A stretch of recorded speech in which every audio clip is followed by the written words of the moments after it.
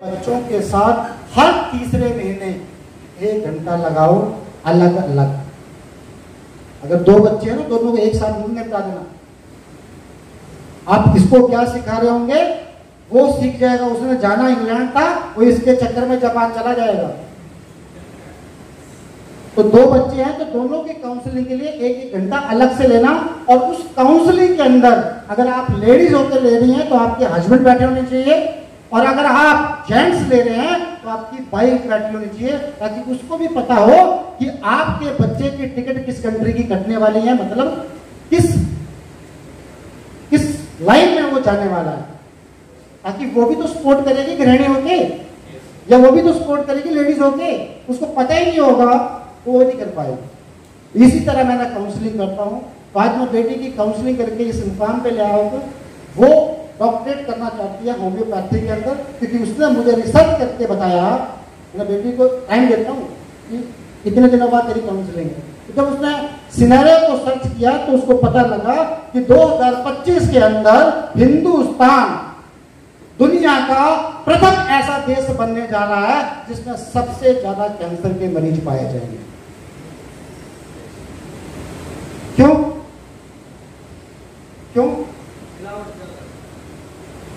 मैं आपसे पूछता हूं, जितना दूध दही और दही दूध के पकवान आज पूरे हिंदुस्तान में बन रहे हैं, आपको लगता है इतनी गाय भैंस इंडिया के अंदर हैं? कहां से बन रहा है? अब खुद सोचो ना यार, कहां से बन रहा है वो सब? मिलावट है और क्या है? अब मिलावट है, उसमें हम कुछ कर सकते हैं? गोभी के अंदर स्प्रे छिड़क के आ रही है, हमको खानी तो पड़ेगी। क्या हम उसका उपाय कर रहे हैं? नहीं कर रहे। एसी के अंदर रहना हमारी मजबूरी है, क्योंकि बाहर क्या है? गर्मी। एसी के अंदर रहना हमारी मजबूरी है, बाहर गर्मी। अब 100 आदमी बैठा है। कितना आदमी बैठा है? 100। ये मत सोचो कि कोरोना है, कोरोना छोड़ दो, नॉर्मल समय की बात क्या है। 100 आदमी बैठा है, इनकी क्या छूट रही है? सांसें। वो कहां जा रही है? चारों तरफ से देखो शीशे लगा के बंद किया है लोगों ने। है कहीं जाने के लिए रास्ता? कहां जा रही है वो सांसें? अगर मान लो एक्स को दमे की बीमारी है तो वाई को होगी। प्रैक्टिकल बात कर रहा हूं। घरों में चले जाओ, बंद रूम के अंदर हम रहते हैं, और कई घर तो ऐसे हैं उस रूम में कुत्ता भी रहता है। आले बोले लोगों ने कई में। अच्छा, कभी उन्होंने सोचा है कि इस डॉगी की स्मेल कहां जा रही है? हमारे में और हमारी इसमें। क्या आपको लगता है जर्म्स कहां पाए जाते हैं? वायु में। वो कहां जा रहे हैं? दूसरे के अंदर। कभी सोचा आपने? लेकिन क्या करें, मजबूरी है। गर्मी में तो नहीं बैठ सकते थे। तो WHO कह रहा है कि हमारी मजबूरियां हर जगह बन चुकी हैं, लेकिन उसके निवारण हमने उससे पहले दिए। लेकिन लोगों ने सुविधाओं को पहले अडॉप्ट किया, निवारण को किया ही नहीं। बाद में तो छोड़ो, निवारण को तो किया ही नहीं। अब एक बंद कमरे का निवारण क्या है? Air purifier. अब देखो, सोच देखना, 25,000 या 30,000 का एसी लग गया। 25 से 30,000 का एसी लग गया, लेकिन 15 से 18,000 रुपए का एयर प्यूरिफायर नहीं लगा। वो उनको महंगा दिख रहा है, लेकिन एसी उनको जरूरत दिख रही है। तो गलती किसकी है? बीमार क्यों हो रहे हैं? इसी कारण। बीमार होने के कारण क्या है? हम खुद। हमारे में गलती है और हम दोष किसी और को दे रहे हैं। तो जिंदगी के अंदर भी मैं आपको बता रहा हूं, अपने बच्चे की काउंसलिंग जरूर करना। हर 6 महीने में करो एक बार। बेटर गाइडेंस उनको मिलेगी और आपका भी दिमाग चलना शुरू हो जाएगा। जब मुझे पता है ना, मुझे शाम को अगर बच्चों को 1 घंटा पढ़ाना है, तो मैं भी क्या करूंगा? तैयारी करूंगा। और जब मुझे पता है ना कि अगले दिन मैंने बच्चे की काउंसलिंग करनी है, तो मैं भी हिस्ट्री शीट बनाऊंगा कि काउंसलिंग में करना क्या है उसके साथ। तो एज ए पेरेंट आपका भी माइंड शार्प होगा। और मिडिल क्लास फैमिली की अगर मैं बात करूं तो 90% लोगों के मुंह से पता क्या आवाज निकलती है पेरेंट्स से? सुन मेरी बात, मेरा फर्ज था तुझे +2 कराना, मेरा फर्ज था तेरी शादी करवाना।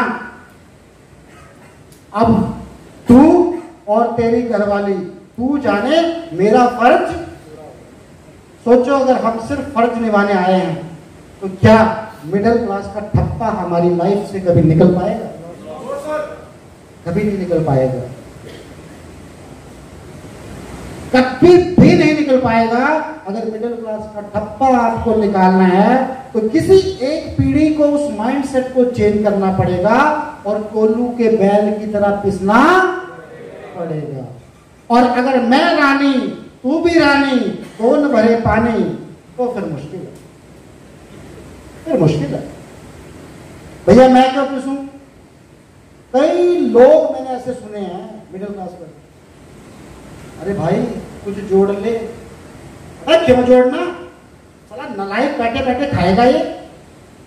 अपने बच्चों को कहते हैं, अपने बच्चों को सुना है, आप लोगों ने भी सुना होगा, फ्री में बैठे बैठे खाएगा, अपने आप कमा के खाएगा। बोला वो इसलिए नहीं कर रहे आगे माँ बाप बड़ा काम कि कहिए बैठे बैठे बेटा खाएगा। अरे मेरे भाई एक चीज मान लेना जिंदगी के अंदर, धीरू भाई अंबानी ने एक दिन भी ऐश नहीं करी। ऐश कौन कर रहे हैं? ऐश कौन कर रहे हैं? मुकेश और अनिल। लेकिन वादा करता हूं जब भी रिलायंस का नाम आता है तो सबसे पहले नाम किसका आता है? धीरूभाई अंबानी। उदाहरण किसके दिए जाते हैं? धीरूभाई अंबानी। तो अपने दिमाग से निकाल देना कि आपके पिसने पर आपका बेटा ऐश करेगा। वो जिसकी किस्मत में लिखा वो वैसे भी करेगा, लेकिन अगर आप पिस गए तो समाज में आपके मरने के बाद भी नाम चलेगा दोस्त आपका।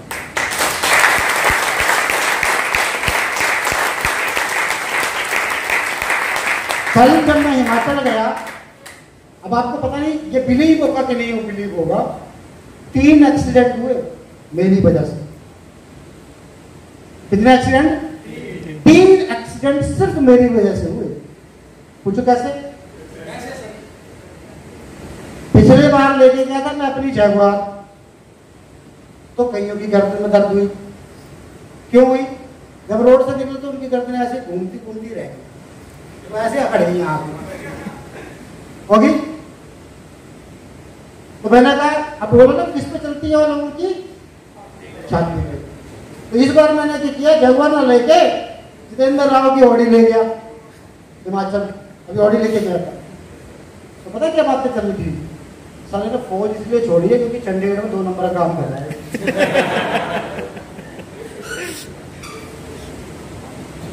तो मेरी ही मासी के गांव से एक लड़की है, वो स्कूटी पे जा रही थी, तो दूसरी बोली देख देख भैया इसको रोड़ी लेके कहां गए, और आगे जाकर उसने पोल पे मार दी।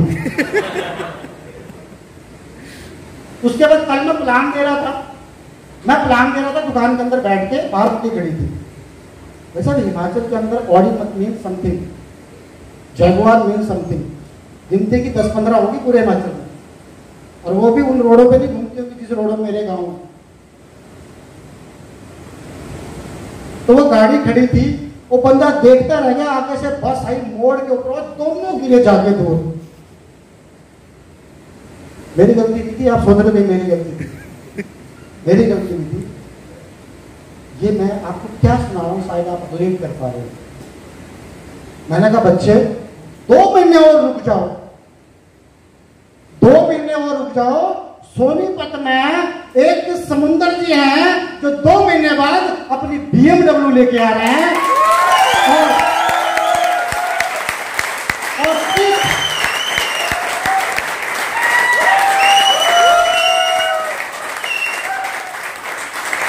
तो मैंने सोचा अब 2 महीने वेट करिए, 2 महीने के बाद हम फिर आपको नई कार दिखाएंगे, तब तक कोई और प्यार रहेगा, फिर हम नई कार दिखाएंगे। लोग जब तक मुझे खड़ा करके ये नहीं पूछेंगे कि अरुण जी ना हमें भी बताओ, हम भी अपनी लाइफ चेंज करना चाहते हैं, मैं तब तक लोगों की गाड़ियां बदलवाता रहूंगा और तुम्हें सबक सिखाता रहूंगा जब तक मुझे नहीं बदलेगा।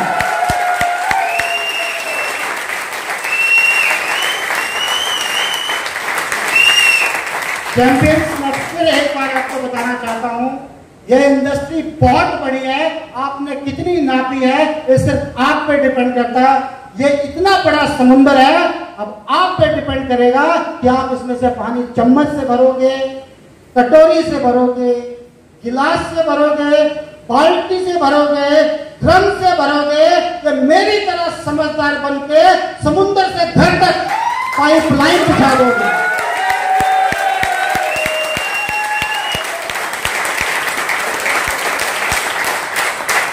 मैंने बड़ी करीबी से इस इंडस्ट्री को स्टडी किया। दोस्त, आज मैं अपने माँ बाप से बात करता हूँ, आज मैं अपने रिश्तेदारों से बात करता हूँ। तुमने मुझे कमजोर समझा था जब मैंने नौकरी छोड़ी थी, मैं इतना बेवकूफ नहीं था। अगर मैं पूरी रिश्तेदारी के अंदर पहला घर सेटअप सकता, इतना बेवकूफ होता तो मुझे कोई अफसर नहीं बनाता। मैंने सब कुछ स्टडी करी थी और इस इंडस्ट्री के अंदर गहरा अध्ययन किया था। और छोड़ने के बाद तो मुझे पता लगा था एक समुंदर है और मैं आज के बाद इस समुंदर के थ्रू पाइपलाइन बिछाने जा रहा हूं अपने घर तक। और इनको विश्वास नहीं हुआ। अब कई सोच रहे होंगे पाइपलाइन कैसे बिछाई जाती है। सर, बाल्टी में पानी भरना मतलब नौकरी करना, चम्मच में पानी भरना इसमें बहुत नीचे लेवल की नौकरी करना, और बाल्टी में पानी भरना मतलब कहीं रीजनल मैनेजर लगना, और ड्रम में पानी भरना मतलब किसी कंपनी में सीईओ लग जाना, या ड्रम में पानी भरना मैंने आईपीएस आईएएस बन जाना। लेकिन मैं आपको फिर बता रहा हूं, वो ड्रम में हर बार खाली होगा, हर बार समुद्र तक जाना पड़ेगा, हर बार खाली होगा, हर बार समुद्र तक जाना पड़ेगा। यानी कि उसको 60 साल तक अगर पैसा चाहिए तो 60 साल तक उसको नौकरी करनी पड़ेगी। लेकिन मुझे समझ पहले से आती थी, मुझे बार बार बाल्टी उठा के भागने की जरूरत नहीं है। मैंने क्या किया कि मुझे पता लगा कि एक समुंदर है वेस्टीज जो ओखला दिल्ली में खुल चुका है, जो इतना बड़ा समुंदर है कि वहां से अगर पाइपलाइन बिछा दी तो वो पानी लगातार आता रहा। मैं आया तो मैंने नेटवर्क बनाना शुरू किया, यानी कि पाइपलाइन का निर्माण शुरू किया। कहां से? दिल्ली से चंडीगढ़ तक। अब दिल्ली में रहता था, कौन है दिल्ली से? गुड़गांव से। कहां से हो आप? ये रोहनी से। देखो, बुरा मत मानना, एग्जाम्पल दूंगा आपको। तो ये भाई साहब रोहनी रहते थे, ये देखकर सॉरी चंडीगढ़ रहते थे। कहां रहते थे? चंडीगढ़ रहते थे। और चंडीगढ़ से ये अपनी बाल्टी लेकर रोज भरने कहां जाते थे? घर पे। ये भी वेस्टीज थे। लेकिन ये पानी किससे लाते थे समुद्र में? बाल्टी से। और मैं क्या खोद रहा था? गड्ढा जो कि पाइपलाइन बिछानी थी। तो ये बाल्टी लेके आते थे, तो मैं तो पहुंचा था कुंडली बैरियर तक खोदते खोदते। ये मेरा मजाक उड़ाते थे वहां खड़े होकर, पानी लेके चंडीगढ़ से आते थे ना ये बाल्टी में। तो एक कुंडली बैरियर में मजाक उड़ाते थे, कहता देख साला बेवकूफ, 2 महीने हो गए इसको गड्ढा खोदते खोदते, साला 2 साल लगेंगे उसको चंडीगढ़ तक पहुंचने में। बेवकूफ बेचारा थे, हम पानी लेके भी आ गए चंडीगढ़ से। भैया अपने आप को उस टाइम क्या समझते थे? चतुर। कि भैया मैं तो पानी ला रहा हूं, और ये बेवकूफ पानी ला भी नहीं रहा, ऊपर से अपना पसीना बहा रहा, मेहनत कर रहा है। फिर ये पानी भरने गए अगले महीने, तो मैं पहुंच गया था मूर्धक तक। तो ये 8-10 हो गए, इन्होंने टीम बनाई ना यूनिवर्सिटी की, 8-10 हो गए। इन्होंने खूब खिल्लियां उड़ाई मेरी यहाँ खड़े हुए, देख साला बेवकूफ। 5वां महीना चल रहा है इसको, 5 महीने में 5 बाल्टियां ले गए हम पानी। अरे बेवकूफ क्या करने लगा हुआ है? सब ये गलत था? सही था, क्योंकि इसको रोज क्या मिल रहा था? पानी मिल रहा।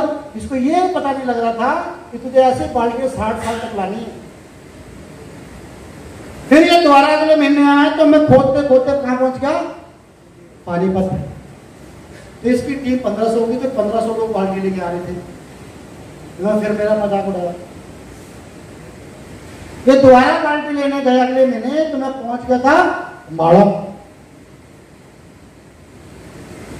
फिर ये बाल्टी लेने गए तो मैं इनको मिला जीरकपुर।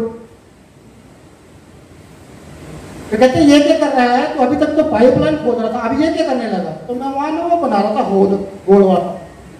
कहते अब ये क्या करने लग गया? मैं भाई बादल से जाऊंगा।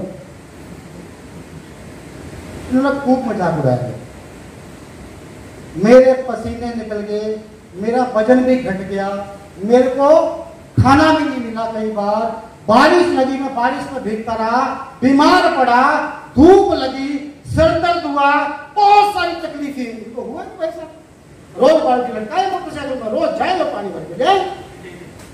अब क्या हुआ? इनकी उम्र हुई 55 साल और इनके घुटने चले गए।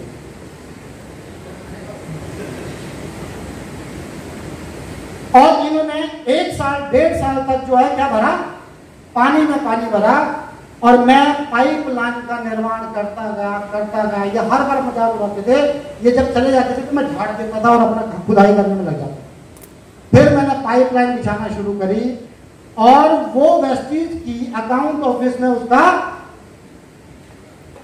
कनेक्शन देके आ गया और पाइपलाइन बिछाते बिछाते चंडीगढ़ पहुंच गया और चंडीगढ़ में होद लगाया और वहां से पूरे घर के अंदर इतनी टूटियां लगा दी, आज तक पानी बरस रहा है और इनके घुटने बैठ गए और इनको पानी